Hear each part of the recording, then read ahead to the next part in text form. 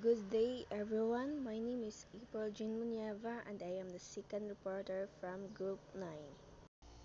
And today's topic, we will discuss how a monopolistic competitor chooses price and quantity. In this topic, we will know about their strategies on how to earn highest level of profit for a business. Example. As an example of a profit-maximizing monopolistic competitor, consider the authentic Chinese pizza store which serves pizza with cheese, sweet and sour sauce, and your choice of vegetables and meats. Although authentic Chinese pizza must compete against other pizza business and restaurants, it has a differentiated product. So authentic Chinese pizza must learn on how to lure customers so that people will buy their product, like they will add milk tea shop or sell soft drinks.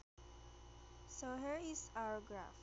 Our price, quantity, marginal revenue, our demand, average cost, marginal cost, total profit, and total cost. So our equilibrium is 40 and 16. How a monopolistic competitor chooses its profit-maximizing output and price.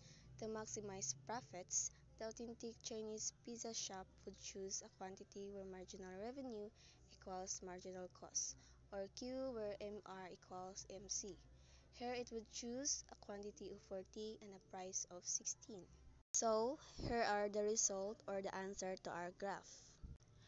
We can multiply the combination of price and quantity at each point of the demand curve to calculate the total revenue that the firm would receive, which is in the third column.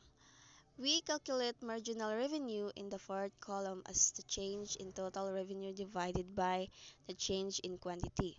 The final column shows total cost, marginal cost, and average cost. As always, we calculate marginal cost by dividing in the change in total cost by the change in quantity, while we calculate average cost by dividing total cost by quantity.